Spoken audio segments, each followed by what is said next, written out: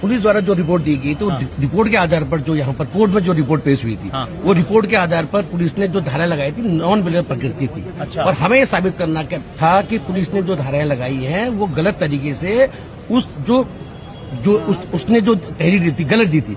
कहीं भी तहरीर में यह साबित नहीं होता है कि ज्योति अधिकारी द्वारा किस दिनांक को किस तारीख को ये रील अपने सोशल मीडिया हैंडल पर पोस्ट की थी, और न ही वादी मुकदमे ने अपनी तहरीर में ये लिखा था कि किस दिनांक को और कौन से ब्लॉग में आपने ये देखी। सिर्फ एक उसके द्वारा अपनी तहरीर में ये कहा गया था कि मेरे को किसी ने बताया कि ज्योति अधिकारी ने इन शब्दों का प्रयोग किया है।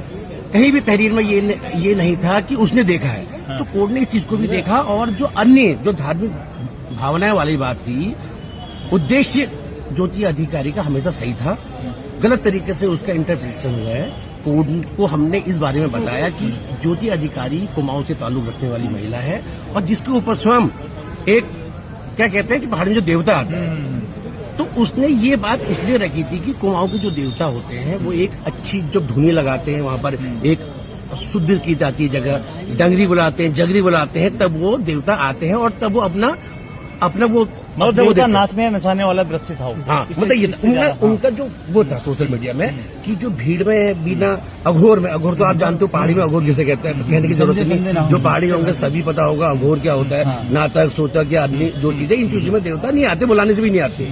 तो जो ये आ रहे हैं किस प्रकार से आ रहे हैं, जिनके ऊपर आ रही है वो लोग गलत है, और जिनके ऊपर ये आ रहे हैं देवता को फर्जी नहीं कहा, वो लोग फर्जी बना कर रहे हैं। ये उनका कहने का तात्पर्य था।